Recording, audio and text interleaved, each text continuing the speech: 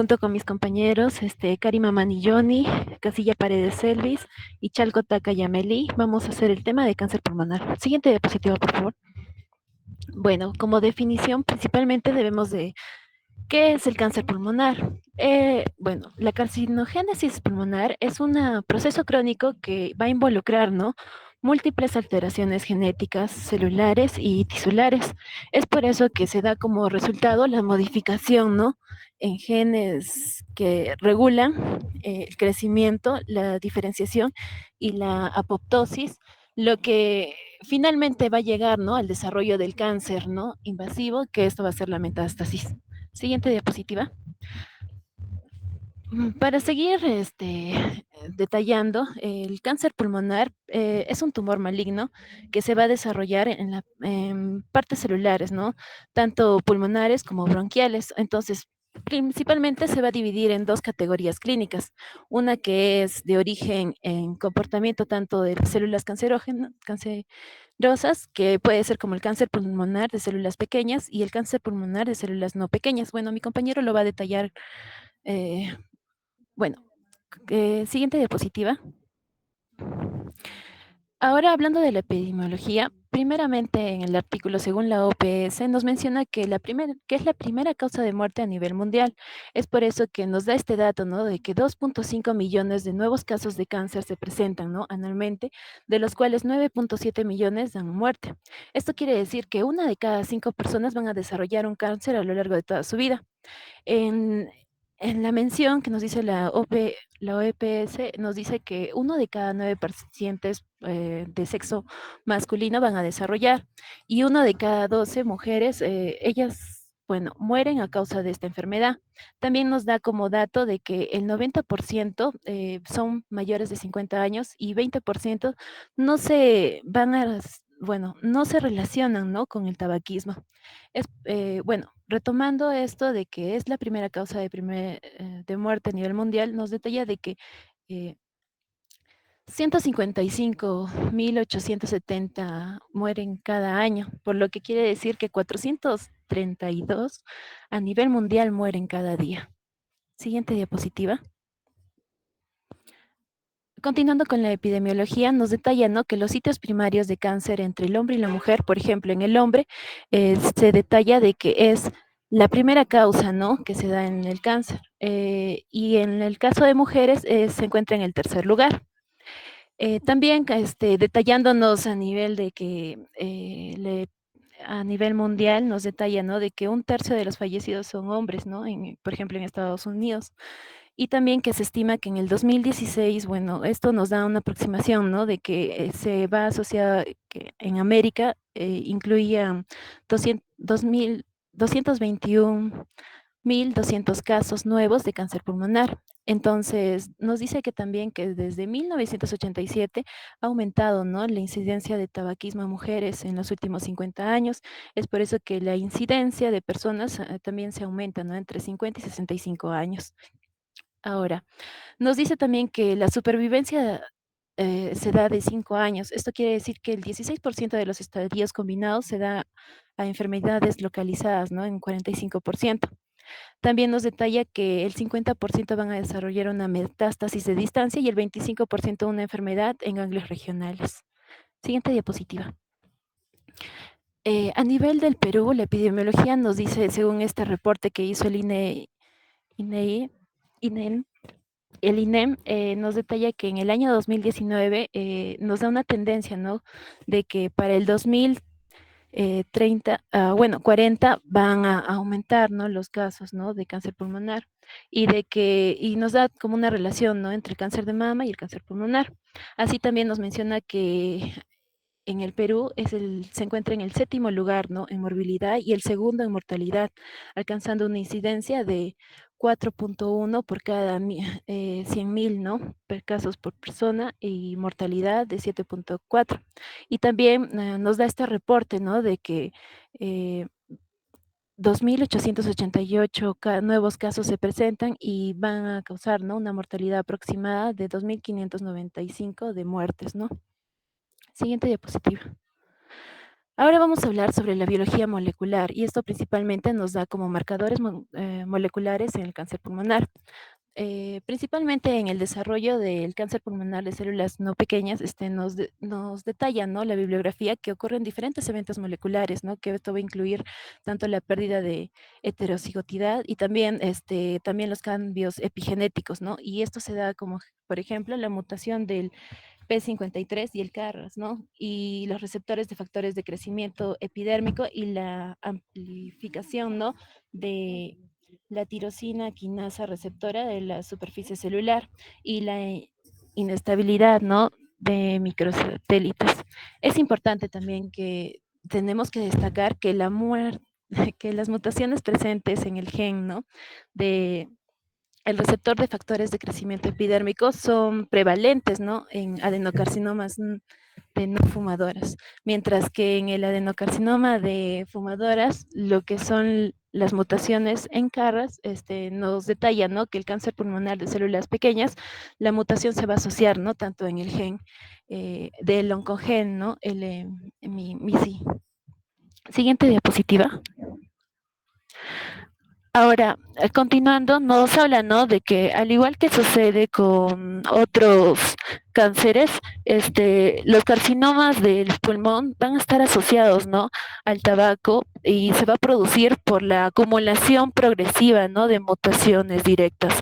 Y esto que nos va a permitir, ¿no?, la transformación de células progenitoras, tanto benignas pulmonares, en células neoplásicas que tienen, ¿no?, todas las características de cáncer. Siguiente diapositiva. Eh, bueno, luego nos habla de que la secuencia de cambios que se va a dar no suceden al azar, ¿no?, sino se van a dar según a una secuencia que va a ser paralela, ¿no?, a la progresión histológica hacia los cánceres, así como la invasión, ¿no?, de los genes supresores de tumores, tanto que van a estar localizados, ¿no?, tanto en el cromosoma 3, en el brazo pequeño, ¿no? Y es algo que resaltar es que es un acontecimiento, ¿no?, Eh, precoz, muy frecuente. Siguiente diapositiva. Siguiente diapositiva. Ya.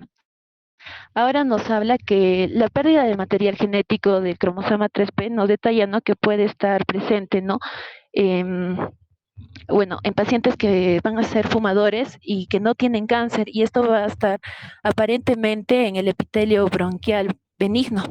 Y esto nos dice, ¿no?, de que nos sugiere que es a expensas del área de mucosa respiratoria, son mutágenas por la exposición, ¿no?, de los carcígenos. Sobre esto también nos habla, ¿no?, sobre el terreno abandonado de las células que acumulan, ¿no?, otras mutaciones. También nos habla, ¿no?, que son los que acaban, ¿no?, en convertirse en cáncer. Siguiente diapositiva. Ahora, nos detalla que otras mutaciones de gen supresor de tumores son eh, el TP53 y el oncogen Carras, ¿no?, que son relativamente tardías. Siguiente diapositiva. Asimismo, nos habla que según el grupo de adenocarcinomas, aproximadamente el 10% de los pacientes caucásicos y también el 30% de los pacientes asiáticos no van aparentemente no presentan, ¿no?, esta mutación, ¿no?, según las no fumadoras, ¿no?, y que van a contener, ¿no?, una mutación de activadores receptores del factor de crecimiento epidérmico, ¿no?, y también como una tirosina, ¿no?, de la sinasa receptora que va a estimular las vías distales que van a formar, ¿no?, el crecimiento, y las que están implicadas en el RAS y el PI3K y otras moléculas transitorias en señal. Ahora, lo que tenemos que detallar es que hay que recordar, ¿no?, que estos tumores son sensibles a los fármacos inhibidores y también que van a dar, ¿no?, a la transmisión de señales y que esto va a dar una respuesta, ¿no?, que suele durar muy poco. Siguiente diapositiva. Siguiente diapositiva. Ya.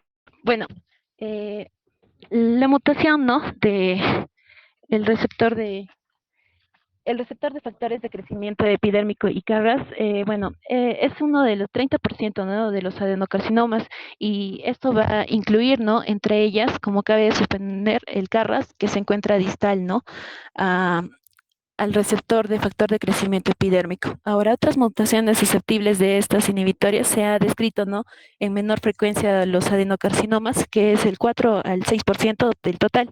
Entre ellas están, ¿no?, otras como la tirosina sinasa de tipo ALK, y el ROS1, el HER2 y el CMT.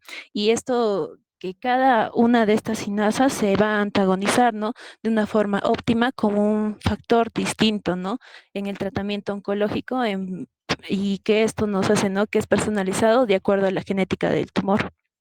Siguiente diapositiva.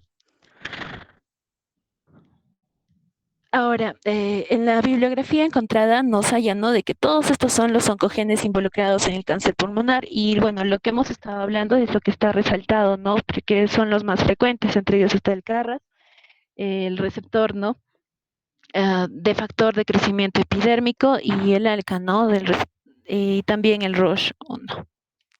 Siguiente diapositiva. Bueno, este también detalla de según a la localización del cromosoma, ¿no?, de cada uno. Siguiente diapositiva. Ahora, bueno, no, no, bueno, había uno que también nos detalla sobre los genes supresores, ¿no? Eh, también tanto los genes supresores tumorales involucrados, que es el cáncer pulmonar, ¿no? Y también, ¿no?, como ya lo detallé, es como el TP53, el RB1 y también el PT. Bueno, muchas gracias. Va a continuar mi compañero.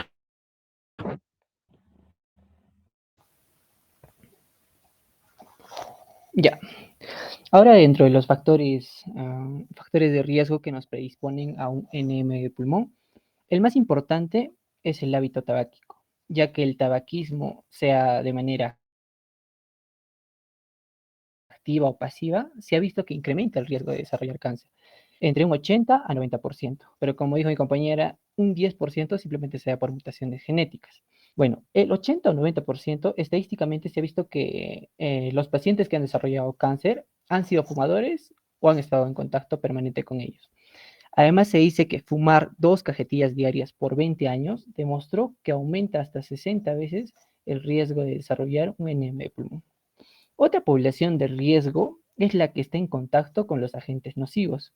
Especialmente vendrían a ser los trabajadores de minas que están en contacto con los minerales, ya sea el uranio, el arsénico, el níquel, o trabajadores que tienen contacto con minerales como el asbesto, que se encuentra en materiales ya sea como el cemento, o las baldosas de yeso, o el mismo yeso, las tejas. Entonces, estas personas que trabajan con estos materiales y a la vez son fumadoras, se dice que hasta aumenta hasta 55 veces el riesgo de desarrollar un cáncer de pulmón. Ya. El tercer factor importante vendría a ser el genético. Los hermanos, las hermanas o hijos de las personas que han padecido cáncer de pulmón pueden tener un riesgo ligeramente mayor a diferencia de los que no han tenido una historia familiar de neoplasia, especialmente si un familiar fue diagnosticado básicamente a una edad temprana o a una edad joven. ¿Por qué? Porque básicamente eso nos estaría indicando que hay una mutación genética. El cuarto factor importante, al menos en nuestro medio, sigue siendo la exposición al humo de leña doméstico, debido al factor ya sea económico o tal vez simplemente es por la costumbre que ellos tienen. Ya. Ahora veamos cómo se clasifica. Veamos los tipos histológicos que este tiene. Básicamente se dice que hay 2 tipos principales de cáncer de pulmón. El cáncer de pulmón no microcítico, que se da básicamente en 85% de los pacientes, y el cáncer de pulmón microcítico, que solo representa el 15% de los casos. El cáncer no microcítico, o también llamado el cáncer de células no pequeñas, se subdivide a su vez en 2 grupos o en 2 subtipos, ¿no?, que vendrían a ser los escamosos y no escamosos. Dentro del subtipo no escamoso tenemos al cáncer más frecuente, que vendría a ser el adenocarcinoma. Y dentro de los escamosos tenemos al cáncer epidermoide, que vendría a ser el cáncer que tiene mejor pronóstico de vida y es el segundo más prevalente después del adenocarcinoma. Y finalmente tenemos al cáncer de las células grandes, que solo llega a constituir el 5% de todos los NMs pulmonares. Son pocos los casos, pero son de mal pronóstico. Y los cánceres de peor pronóstico vendrían a ser los microcíticos o el cáncer de células pequeñas. Además, algo que nos ayuda a diferenciar estos cánceres básicamente es la ubicación. Por eso se dividen tanto en centrales y en periféricos. Curiosamente, el de mejor pronóstico y el de peor pronóstico se ubican a nivel central, mientras que el cáncer más frecuente y menos frecuente se ubican a nivel periférico. Ya, justamente hablando de la localización periférica, tenemos a lo que vendría a ser el adenocarcinoma y las células grandes. Estas, al ser periféricas, básicamente no van a comprometer estructuras pulmonares, por ende, no suelen dar síntomas hasta llegar a lo que vendría a ser ya fases avanzadas. Ya en las fases avanzadas, los síntomas pueden darse desde un dolor torácico, una tos, una disnea, o inclusive pueden llegar a un derrame pleural. Ahora pasamos hablando del adenocarcinoma. Se dice que este es el más frecuente, pero es el cáncer menos relacionado al hábito tabaco. Como dijimos, el 90% sí tiene relación con el tabaco, pero hay otros cánceres que no tenían relación con el tabaco, y este es uno de ellos. Además, se produce más en personas jóvenes y tiene una prevalencia, se dice, a nivel de las mujeres. Pero sí está relacionado con enfermedades que suelen dejar cicatrices a nivel pulmonar, como es el caso de la TBC. Y a diferencia de otros, esta no va a producir una cavitación. El síndrome paraneoplásico que llega a producir, esta es a nivel osteoarticular, produciendo lo que es una osteoartropatía hipertrófica pulmonar. Básicamente esto es un síndrome infrecuente que se caracteriza por artritis, pero lo que vemos así clínicamente es básicamente el hipocreatismo digital bilateral en ambas manos y también se dice que es a nivel de los pies. Y este adenocarcinoma a su vez se puede subclasificar en acinar, papilar, broncoalveolar y muchas otras variedades, pero estas son las más importantes. Mientras que el carcinoma de las células grandes, básicamente este se denomina así porque es un carcinoma indiferenciado, básicamente. ¿Por qué? Porque sus características morfológicas no permiten que ésta sea clasificado como un adenocarcinoma o epidermoide, como habíamos visto más antes en la clasificación, ¿no? Y este sí se dice que tiene relación con el hábito tabáquico y llega a cavitar. Y el síndrome paraneoplásico con el cual está en relación básicamente es la ginecomastia, algo importante para el diagnóstico. Ya. Pero el carcinoma más asociado al hábito de fumar básicamente es el carcinoma epidermoide o también llamado escamoso. Este también llega a producir cavitaciones y se relaciona con el tumor de Pancos, que es la presencia del tumor básicamente en el vértice pulmonar con extensión local hacia el plexo braquial inferior. Su causa principal es el cáncer no microcítico o como es el epidermoide en este caso, ¿no? Ah, algo característico, por ejemplo, del tumor de Pancos, a nivel de la clínica, básicamente es que estos pacientes suelen tener un dolor local, ¿no? Un dolor a nivel del hombro. Entonces, por eso es que esta característica nos puede hacer sospechar que hay un cáncer epidermoide. Ya, y el síndrome paraneoplásico que produce en relación al cáncer epidermoide, básicamente está las hipercalemias y las hipofosfatemias.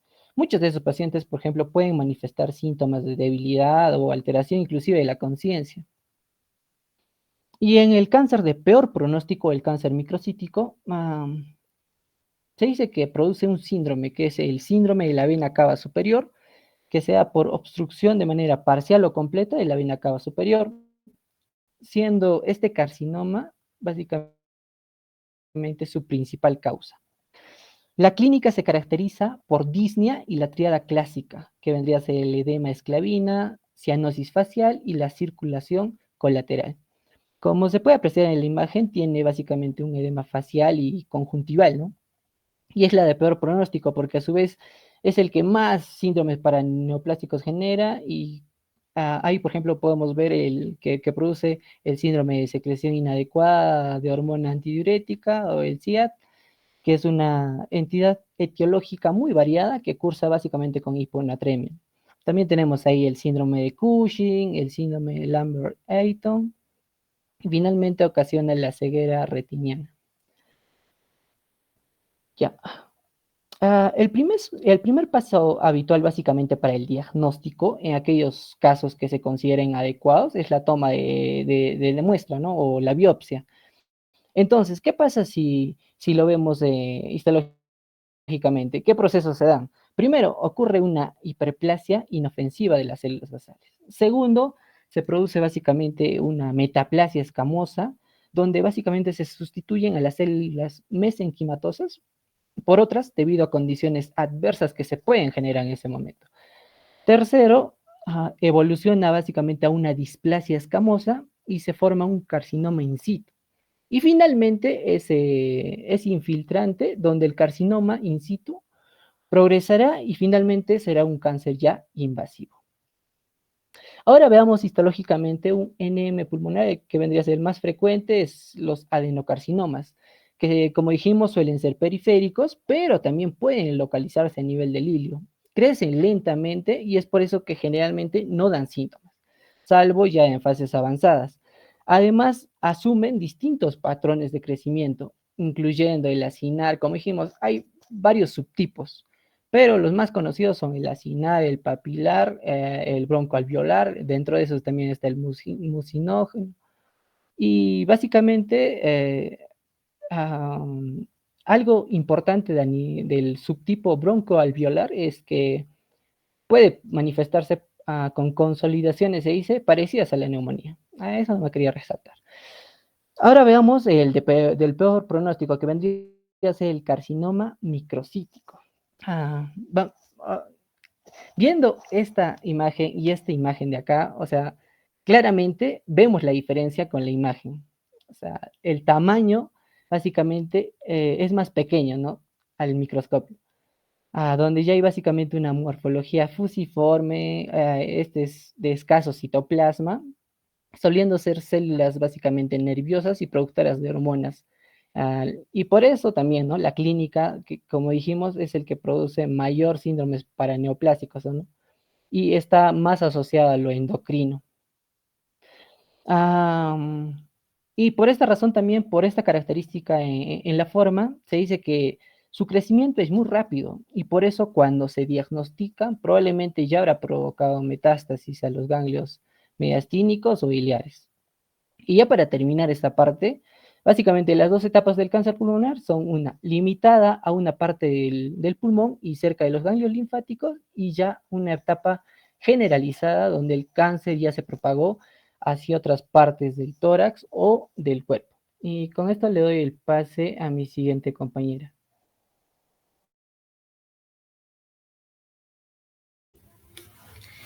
Doctora, muy buenas noches. Compañeros, muy buenas noches. Mi nombre es Yameli Chalco y bueno, conmigo vamos a continuar con las características clínicas del cáncer de pulmón. Para empezar, la clínica o la característica principal que se presenta en estos pacientes, el primer síntoma es tos y las expectoraciones crónicas. Los primeros síntomas que se presentan. También se puede presentar lo que es la disfonía, que se va a dar por el compromiso ya del nervio recurrente. También se puede presentar el dolor torácico, el síndrome de la vena cava superior, que se caracteriza porque va a haber una obstrucción de la vena cava superior por la compresión del tumor.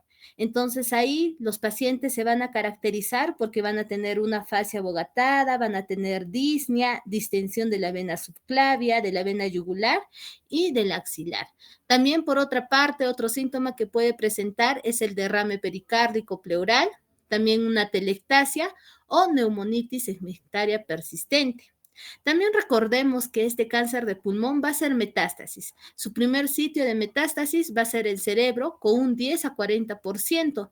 Si ya va a ser metástasis al cerebro, entonces los síntomas que va a presentar van a ser cambios mentales o neurológicos. También hace metástasis al hueso en un 30%. ¿Qué síntoma presentaría nuestro paciente? Dolor. Por otra parte, también hace metástasis en menor porcentaje, en un 10%, a lo que es el hígado y las glándulas suprarrenales. Bueno, si hace metástasis al hígado, va a haber una hepatomegalia. Y si hace metástasis a las glándulas suprarrenales, aquí ya va a causar una insuficiencia de la glándula córtico suprarrenal, dándonos como resultado una enfermedad de Addison. Siguiente, por favor. También en el cáncer de pulmón va a ser muy importante dónde va a ser su localización. ¿Por qué? Porque las características clínicas van a variar de acuerdo a eso. Por ejemplo, si los tumores endobronquiales van a ser centrales, los síntomas característicos en estos pacientes van a ser tos, hemoptisis, estridor, sibilancias, disnea y neumonitis. Pero si las lesiones van a ser periféricas, aquí ya puede haber dolor, también va a haber tos, como en las centrales, disnea y síntomas de absceso pulmonar. ¿Pero por qué? Pues como resultado de la cavitación. Si es que ya hay una diseminación metastásica primaria del cáncer de pulmón, ya aquí se puede presentar una obstrucción traqueal, ya puede haber disfagia, ronquera o el síndrome de Horner, que se caracteriza porque va a haber una contracción de la pupila, una caída del párpado y también va a haber una disminución de la sudoración del lado afectado de la cara. Aparte, si la diseminación ya es regional, entonces, como les mencioné, ¿no? Se puede presentar el síndrome de la vena cava superior, un derrame pleural o ya puede haber aquí una insuficiencia respiratoria. Siguiente, por favor.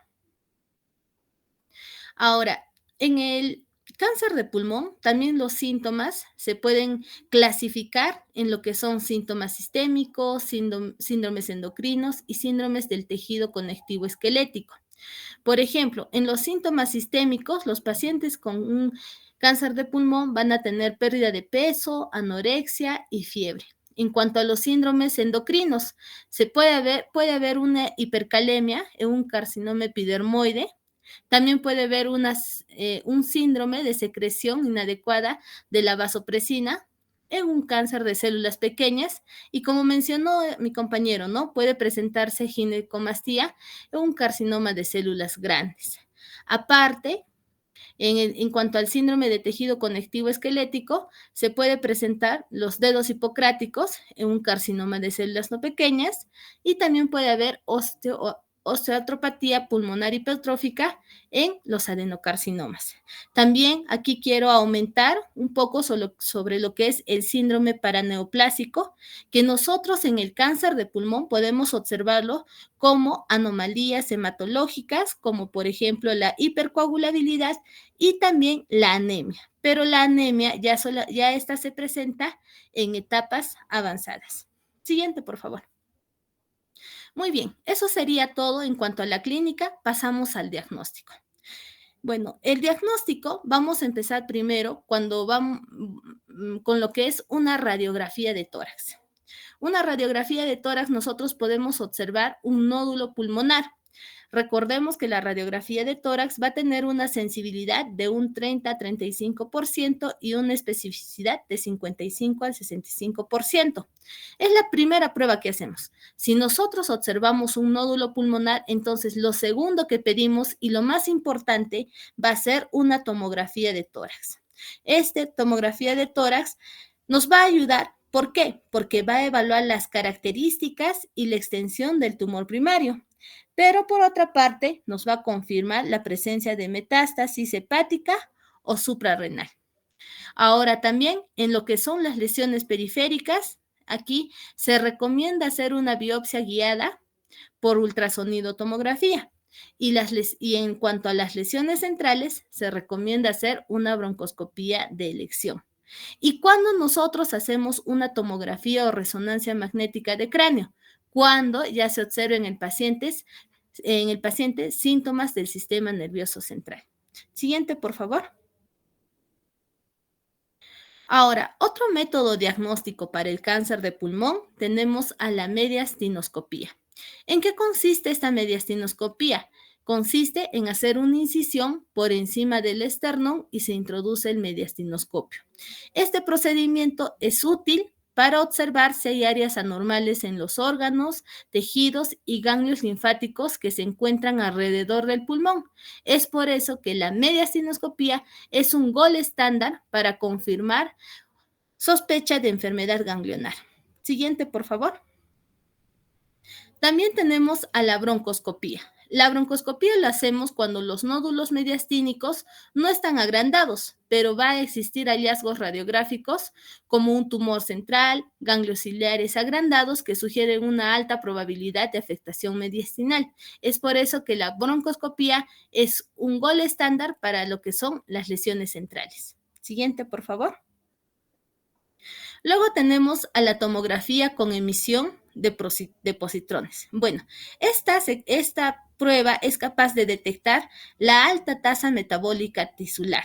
Recordemos que tiene una sensibilidad de un 97% y una especificidad de un 78%, pero nos puede dar falsos negativos.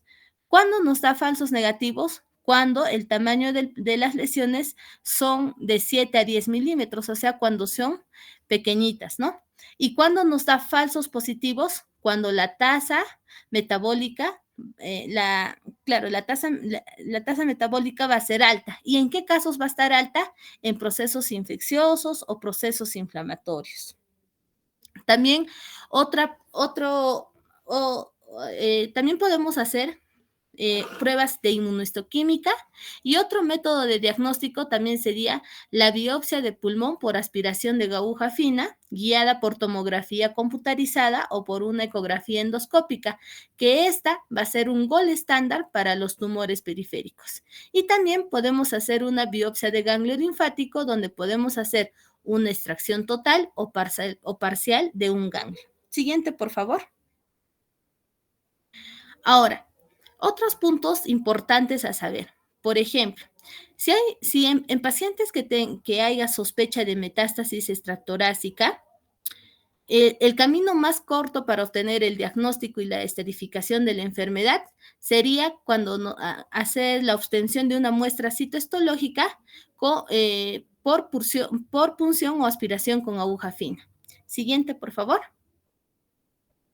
Ahora, si en el tumor primario se va a acompañar de un derrame pleural, la vía más eficiente va a ser el estudio citológico del líquido pleural. Pero por otro lado también tenemos a la biopsia pleural por toracoscopía, que es el método más rentable en un estudio de derrame pleural, ya que tiene una sensibilidad entre un 90 y 100%.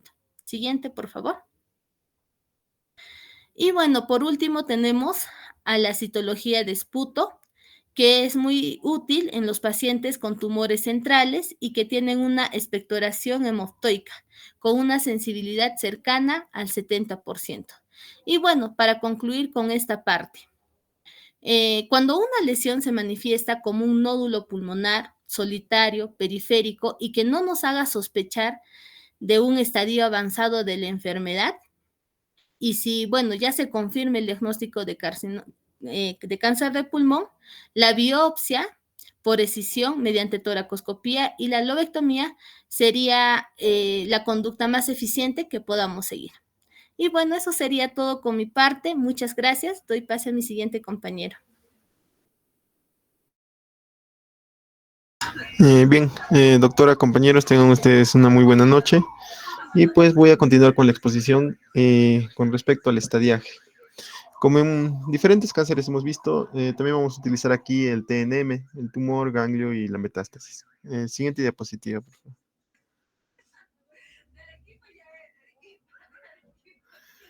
Bien, como en otros tumores, vamos a ver que aquí tenemos en el TNM el TX, que prácticamente es un tumor que no puede ser evaluado, ¿no? Desconocemos. El T0 no hay evidencia de tumor primario. El TIS es un tumor in situ. Y aquí comenzamos, ¿no? Los 4 niveles del tumor, T1, T2, T3, T4. Y estos también se subdividen, ¿no? Y eso es lo que vamos a ver. El T1 prácticamente va a ser un tumor menor a 3 centímetros, que se va a encontrar en cualquier lado del pulmón, no es izquierdo o derecho. Ahora, este T1 se subdivide en T1A, T1B, T1C, y pues va a ser prácticamente el tamaño del tumor de manera escalonada, siendo T1A menor a 1, T1B menor a 2, T1-3 menor a 3 centímetros. Para que lo entienda fácil. El T2 es un tumor más grande que el T1. Si el T1 era menor a 3, el T2 es mayor a 3 centímetros, pero menor o igual a 5 centímetros.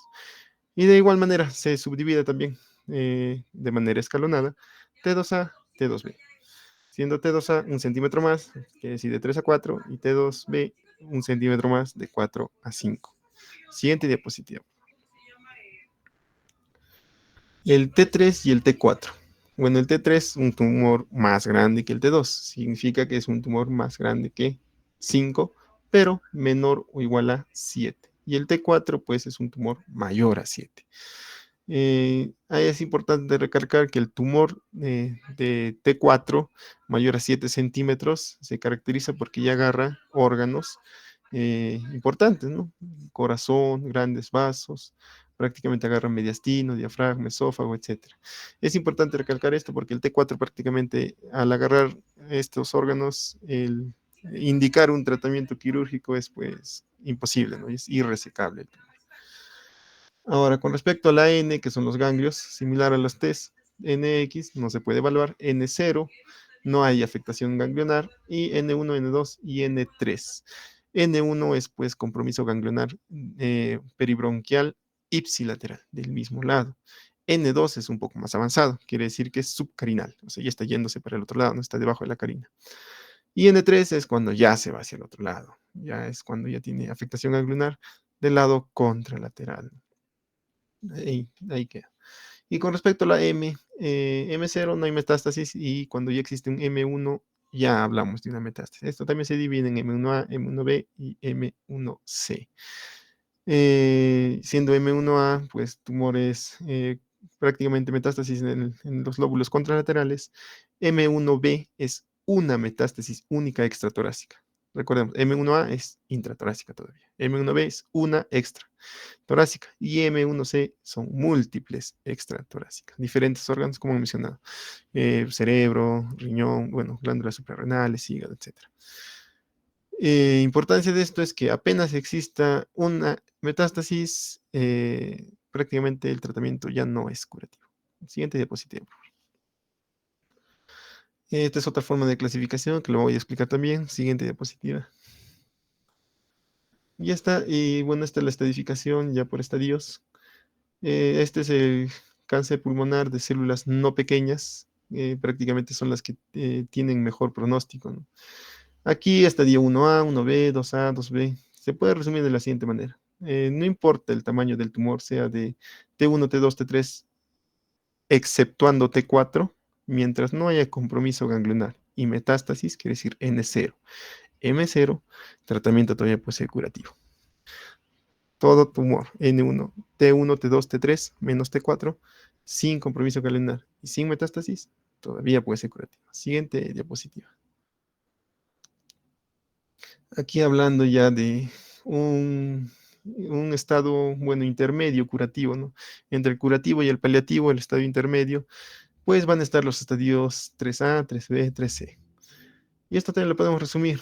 Si es que ya, digamos, hay compromiso ganglionar, obviamente mientras mayor sea el compromiso ganglionar, menor debe ser el tamaño del tumor para que al menos se pueda intentar la curación. Y de igual manera, si el tumor es más grande, menor debería ser el compromiso ganglionar en ese sentido. ¿Qué quiero decir? T1, T2, un N2. Ahora, si el tumor es más grande, T3, T4, al menos un N1 tiene que bajar. Y si es un T4 puro, no debería haber N o compromiso ganglionar para que se encuentre este estadio intermedio. Similar a los demás estadios. Siguiente diapositiva, por favor. Y pues aquí ya vemos el estado paliativo, en los estadios 4A y 4B. Aquí lo podemos resumir de la siguiente manera. Apenas existe un M1, no hay, no es un tratamiento curativo. ni intermedio, es un tratamiento paliativo. Sea cual sea el tamaño del tumor, sea cual sea el compromiso ganglionar que haya. Apenas existe un M1, ya sea M1A, B o C, pues no es un tratamiento curativo. Siguiente diapositiva. Bueno, la que hemos visto era de las células no pequeñas. Con respecto al cáncer pulmonar de células pequeñas, estos solo tiene bueno, nos enfrentamos ante dos escenarios, curativo y paliativo. Curativo lo podemos resumir de la siguiente manera. Cualquier T, cualquier N, siempre y cuando se encuentre ipsilateralmente. Se podría, porque recordemos que hay, por ejemplo, la neumonectomía, no podemos sacar todo un pulmón, siempre y cuando se encuentre ipsilateral, o sea, se encuentre hacia un lado nada más, en un hemitórax. Sin embargo, si es que ya existe presencia cualquiera, sea el tamaño del tumor, el compromiso ganglionar, si es que hay metástasis, prácticamente ya es un tratamiento paliativo nada más. El problema y lo malo es que al momento del diagnóstico, solo el 30% de los pacientes se encuentran en el estadio curativo. Y la mayoría de los pacientes, el 70%, se diagnostican cuando ya están en un escenario paliativo. Quiere decir que ya han abarcado, ¿no?, hacia el lado contralateral. Siguiente diapositiva. Este es un cuadrito muy resumido sobre lo que se debería hacer en el tratamiento. Hemos visto estadio 1A, el tratamiento puede ser quirúrgico y no se recomienda el tratamiento de quimioterapia, porque investigaciones han demostrado que estadísticamente el beneficio con quimioterapia en este estadio donde los tumores son pequeños, pues no es muy significativo. No se recomienda. Estadio 1B es quirúrgico y también se puede acoplar una quimioterapia mínima. Estadio 2, quirúrgico con quimioterapia adyuvante. Estadio 3 no es quirúrgico, recordemos que ya ha pasado, ya hay compromiso ganglionar hacia el otro lado, subcarinal y hacia el otro lado. Entonces el tratamiento es quirúrgico y de radioterapia. Estadio 4 no es tratamiento curativo. Siguiente diapositiva, por favor. Y el pronóstico. Bueno, la tasa de supervivencia general a los 5 años es de aproximadamente 20%. En el peor de los casos en los que se haya visto el cáncer pulmonar de células pequeñas, si es que se encuentra limitada hacia un hemitórax, el promedio de vida es de 20 meses. Y si ha abarcado ambos hemitórax, pues el promedio de vida es de 13 meses que le queda. En el caso de células no pequeñas que tienen mejor pronóstico, pues en esta se ha visto que la tasa de supervivencia a los 5 años es aproximadamente el 60 a 70%. Entonces, hay más supervivencia en ellos. Siguiente diapositiva. Y bien, para el pronóstico, pues uno tiene que ver de manera global, ¿no? Todo el paciente en sí. ¿Y qué se tiene que ver? La estadificación del cáncer, qué tamaño tiene el tumor y si hay afectación ganglionar o metástasis. El tipo de cáncer de pulmón, no es lo mismo uno de células pequeñas, uno de células pequeñas y uno de células no pequeñas, porque uno es más agresivo y el otro no. Uno agarra más cerebro y el otro no. Entonces, es importante también. Las mutaciones específicas de estos genes, pues, ¿para qué? Porque se puede dar terapias dirigidas específicamente hacia estos genes y pues podrían dar mejores resultados. La expresión del PDL1, que es una proteína prácticamente de reconocimiento celular, es importante porque se puede dar tratamiento bueno, que vaya hacia este receptor del PDL1 y pues prácticamente ayudarse del sistema inmunológico para que detecte las células y las elimine. Factores clínicos. Obviamente, mientras más edad, más compromiso del estado general de salud y haya tabaquismo, pues peor va a ser el pronóstico, lamentablemente. La respuesta a tratamientos anteriores es importante, claro que sí, porque no es lo mismo un paciente que haya tenido mejoría o que esté mejorando en el primer tratamiento que no tenga en el primero, ni en el segundo, ni en el tercero, ¿no? Entonces es peor, ¿no? Es un peor pronóstico. En cambio, uno que responde al primer tratamiento tiene mejor pronóstico. Acceso a los cuidados de salud y soporte social, lógicamente, ¿no? Los cuidados de salud y soporte social, muy importante. La familia tiene que apoyar, y etcétera, tiene que cumplir su tratamiento a tiempo. La calidad de vida, pues aquí se utilizan escalas, se puede utilizar escalas, la EORTC o la escala de Karnofsky, que es la que vemos en la derecha, donde prácticamente se tiene un puntaje de 0 a 100, o de 100 a 0, perdón, donde 100 es prácticamente una persona normal, sin evidencias de la enfermedad.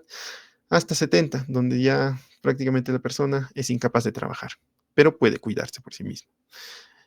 Por debajo de 40, el paciente no puede trabajar y no puede cuidarse por sí mismo y requiere cuidados especiales prácticamente, y que la familia lo está apoyando. Y bueno, el puntaje de 0 es prácticamente un paciente fallecido. Y bueno, siguiente diapositiva. Y eso sería todo por parte de la exposición. Muchas gracias.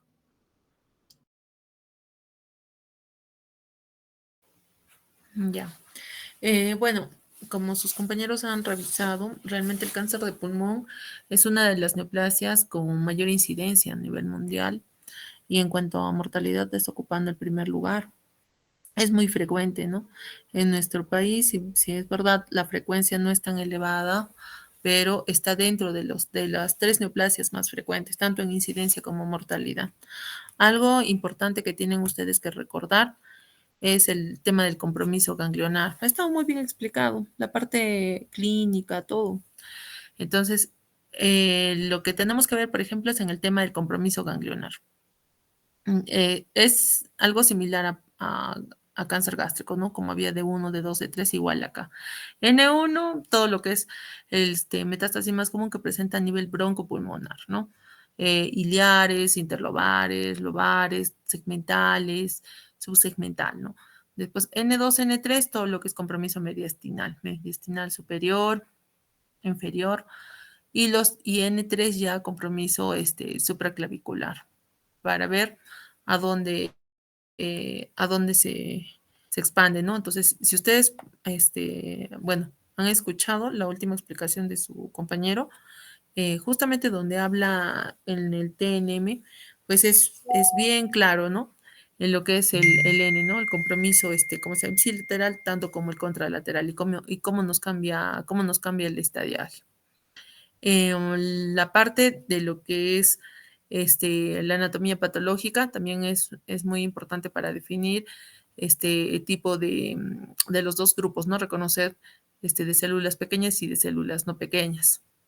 Y de acuerdo a esto, ver también en cuanto a la inmunohistoquímica, ¿no? Que también es muy importante la expresión. Por ejemplo, cuando hay una tumoración que no se define bien el primario, si nosotros pensamos en pulmón, siempre tener en cuenta el TTF1. Sale positivo, el diagnóstico está hecho. El primario es de pulmón. ¿Qué más suelen pedir? Bueno, KI67 por el tema de la replicación, cromogranina, sinaptofisina, CD56, pero no olvidarse del TTF1, que es lo que básicamente nos da el diagnóstico para un cáncer de pulmón. Ahora, en cuanto a la parte de molecular, cada vez es mucho más específico.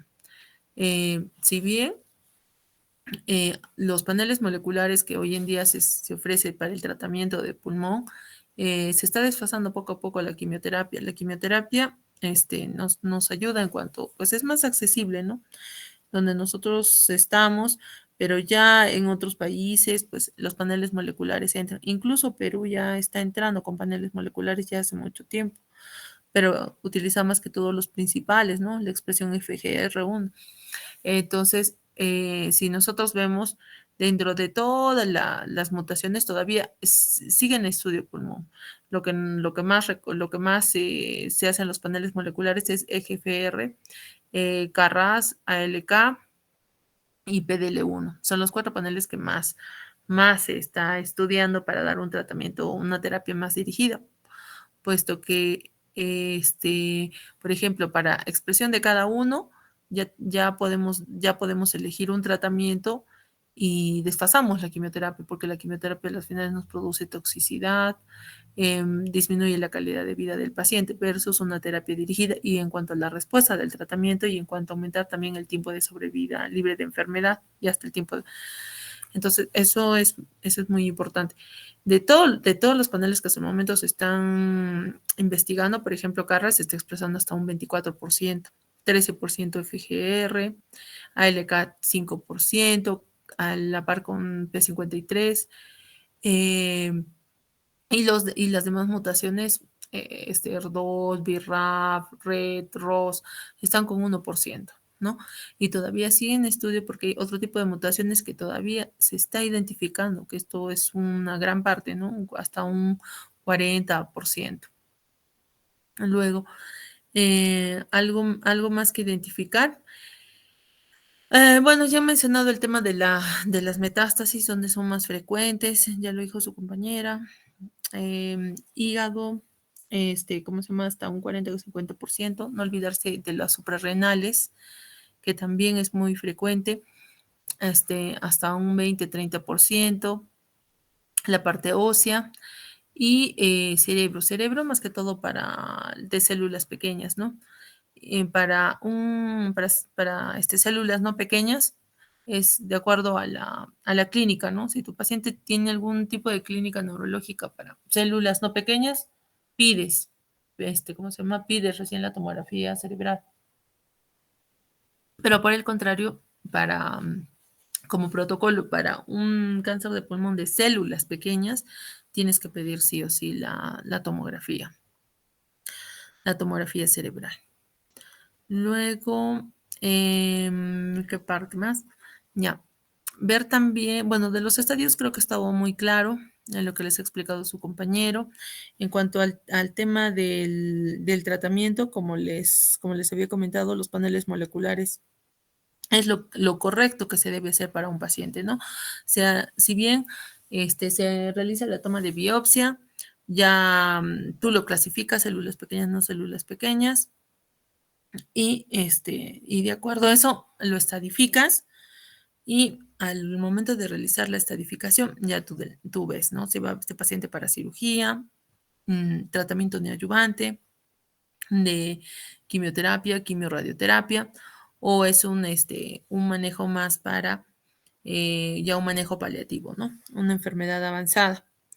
Entonces, tenemos pacientes que llegan a la consulta ya operados, como también tenemos pacientes pues, que son debut, ¿verdad? Que donde los estamos estadificando, estamos viendo cuál es la mejor conducta. Entonces, viene un paciente con un estadio clínico 1. Entonces, ya tiene todos sus estudios de extensión y vemos que no hay compromiso ganglionar. Entonces, este paciente es definitivamente operable, ¿no? Se deriva a cirugía de tórax y lo opera. Pero, ¿qué pasa si este paciente no tiene compromiso ganglionar y es inoperable? Entonces, tenemos que ofrecer ahí radioterapia estereotáxica, o sea, un tratamiento más dirigido. Es un estadio 1, no le damos quimioterapia. Y si este paciente, pues, por el contrario, no tiene compromiso ganglionar, entonces ahí va cambiándonos poco a poco el estadio. Ya tenemos un estadio clínico 1B, un estadio clínico 1, pero que tiene localización central, un estadio clínico 2, 2B, 3A. Igual, valoramos el tema del compromiso ganglionar. Negativo o positivo. Si es negativo, va a cirugía. O si por el contrario es positivo, bueno, es inoperable, mejor dicho, es inoperable. Entonces, si es un paciente inoperable, pero sin compromiso ganglionar, igual, va a radioterapia, terapia estereotáxica. Y se considera, pues, darle también adyuvancia, ¿no? Puede ser con quimioterapia, en pacientes que tienen alto riesgo, ¿no? Y si tu paciente tiene nódulos positivos, pues ya cambia el tratamiento. Ahora, ¿qué más? Tu paciente esos son los pacientes nuevos, ¿no? Tu paciente llega ya operado a la consulta de un estadio clínico 1, evaluar márgenes, evaluar el compromiso ganglionar. En este caso, todos los pacientes con 1 son pues 0, entonces solo evaluamos márgenes, ¿no? Entonces, márgenes negativos, solo lo observas con un estadio clínico 1. Márgenes positivos, puede ser R1, R2. Tu paciente, lo ideal es someterlo nuevamente a cirugía, ampliar esos márgenes. Muchos pacientes no quieren por el tema de factores de riesgo, simplemente no desean, le das la otra opción, radioterapia. Pero una nueva cirugía para ampliar márgenes versus una radioterapia, como categoría 1, está mandarlo nuevamente a cirugía. Ahora, viene tu paciente, igual se ha operado, pero es un estadio clínico 1B, 2A, es decir, no tienen compromiso ganglionar, pero tienen márgenes negativos. Márgenes negativos. Entonces, la guía te propone 3 cosas. Lo puedes observar, puedes darle quimioterapia para pacientes que tienen alto riesgo. ¿Qué pacientes son los que son de alto riesgo? Aquellos que tienen, por ejemplo, un tipo de anatomía patológica indiferenciada, es decir, pues un G3. Aquellos pacientes que tienen tumores neuroendocrinos. Aquellos pacientes que tienen una tumoración más de 4 centímetros. Aquellos pacientes que tienen una invasión vascular, perineural. Aquellos pacientes que tienen compromiso visceral, ¿no? Ya tienen un compromiso pleural, o sea, todo adyacente, ¿no? Esos son los factores de riesgo para tu paciente. Entonces, mire, tienen estos factores de riesgo, sin embargo, es un estadio clínico 1B, tu paciente tiene que ir a quimioterapia o terapia dirigida, ¿no? En este caso expresa FGR o Simactimib. Ahora, puedes mandarlo, ya bueno, eso es márgenes negativos. Ya, márgenes positivos con un estadio clínico 1B, 2A, igual. Tienes que mandarlo nuevamente a cirugía. Lo mandas a cirugía y, y se adiciona más quimioterapia, o sea, es decir, tratamiento adyuvante. Ahora, son márgenes positivos. Márgenes positivos, nuevamente cirugía más quimiorradioterapia. Ahora, tu paciente ya es un estadio un poco más avanzado. Ya tiene compromiso ganglionar, sin importar el T. Puede ser un estadio clínico 2B. Entonces, igual, volvemos a valorar márgenes negativos y positivos. Márgenes negativos, por el estadio, tiene que ir a quimioterapia. Así sean negativos. Positivos, evaluar el R. Puede ir una opción a nuevamente cirugía más quimioterapia, tratamiento adyuvante, puede ir a quimiorradioterapia, o puede ir a resección más quimioterapia, concurrente o la concurrencia, ¿no? Quimiorradioterapia. Finalmente, lo que tienen ustedes que diferenciar es ya a partir de un estadio clínico 2B en adelante, porque ya hay compromiso ganglionar, sea márgenes positivos o negativos, va a ir a quimiorradioterapia o cirugía, más adyuvancia. Un estadio clínico ya más avanzado, estamos hablando de un estadio clínico 3A, 3B, tiene obviamente compromiso ganglionar, ya el N incluso es mucho más avanzado, ya no es un N1, ya pasa a ser un N2 o puede ser un N1 pero con un T más alto. Igual, tenga o no tenga márgenes positivos o negativos, tu paciente va a ir a quimioterapia, va a ir a quimiorradioterapia, es decir, la concurrencia. Y ya el estadio 4, pues que son manejos más que todos paliativos. Pero con la terapia dirigida, los pacientes tienen mejor tiempo de sobrevida, los pacientes ya tienen menos complicaciones. Entonces, eso se valora. Y todavía, por más de que sea un estadio clínico 4, también hay que ver el tema de la oligometástasis. ¿Qué tal? Solo no es diferente que tu paciente sea, por ejemplo, con un compromiso bilateral pulmonar, que tenga una lesión, a que tenga pues 5 o 6 lesiones, ¿no? Entonces, ya hay también mejor tasa de respuesta. Entonces, todo eso se valora bastante en cada paciente, ¿no? Eso más que todo. ¿Tuvieran alguna duda, alguna pregunta?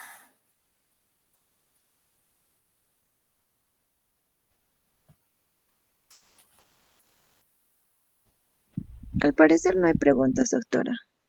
Ya. Esta es nuestra última clase teórica. Entonces, con su delegado hemos definido para el examen para el día lunes, entre la 1 a 2 de la tarde, más o menos, a lo que termino de atender en el hospital. Entonces, va a ser en la universidad su examen. Tomar en cuenta todo lo que es estadiaje, va a venir preguntas de estadiaje, factores de riesgo, las divisiones moleculares, lo principal que tienen que saber de cada tipo de neoplasia, al menos el tema del estadiaje. Eso, espero que les haya agradado la cátedra de oncología. Siempre es un mundo mucho más amplio. Hemos tratado de abarcar lo principal. Mi finalidad fue que al menos conozcan los factores de riesgo y de cada patología, ¿no? Porque ustedes son, ahora que van a terminar ya la carrera, pues van a hacer el internado, después van a pasar a hacer el serum, pues van a ser los primeros, ¿no? Que van a llegar estos pacientes, tanto como una enfermedad que, bueno, a veces lamentablemente no llegan como enfermedades localizadas, sino en su mayoría pues ya mal, ¿no? En estadios avanzados, metastásicos, todo, pero que ustedes puedan darle una mejor conducta al paciente y siempre reconocer, ¿no? Los pacientes oncológicos, un estadio clínico 4 muchas veces no es paliativo, ¿no? Recordar que hay neoplasias que tienen muy buena tasa de respuesta al tratamiento, como los linfomas, como los tumores germinales, que son pacientes de prioridad para nosotros porque tienen opción curativa, ¿no? Siempre se busca en todo paciente oncológico la opción curativa, que es lo que se quiere lograr finalmente. Cada vez el cáncer, sinónimo de cáncer no es muerte. Al contrario, la enfermedad de cáncer en algunos tipos de neoplasias se están volviendo como enfermedades crónicas, como hipertensión, como diabetes. Hay pacientes que viven 15, 20 años con su neoplasia. Si bien son controladas, como también por la misma heterogeneidad de todos los tumores, porque los tumores son altamente mutables, pues lamentablemente a veces pues cambia, ¿no? Pero la idea es pues siempre brindar la mejor opción de tratamiento a tu paciente, también no olvidarnos de la calidad de vida y bueno, y siempre manejar pues con cuidados paliativos más, ¿no? Sin importar el estadiaje, que también es otro mundo, los cuidados paliativos. Entonces espero que les haya agradado nuevamente la cátedra. Ya yo creo que nos vamos a ver más adelante, tal vez en el internado, ya tal vez como colegas, ya tal vez como especialistas. Creo que su último semestre ya van a terminar, desearles todos los éxitos, que les vaya muy bien. No se olviden que ustedes pues están formando para atender pacientes, ¿no? Y recordar, y siempre ponernos en el lugar de ellos, ¿no? No olvidar es el tema de la empatía. Por más cansados que estemos, a veces tenemos que ponernos a pensar que pues así como llega un paciente desconocido, pues muchas veces puede ser un familiar, ¿no? Que lo puedan atender. Entonces, más que todo eso. Y desearles pues éxitos de acá en adelante. Que todo les vaya muy bien. Muchas gracias, doctora, y gracias por cómo lo llevamos también la cátedra. Creo que todos aprendimos y agradecerle sobre todo eso. Gracias, doctora. Ya. En todo caso, nos estamos viendo el día lunes para el examen. Sí, doctora, el lunes nos vemos. Ya. Entonces, que tengan buena noche. Buenas noches. Buenas noches, Muchas hasta gracias. luego.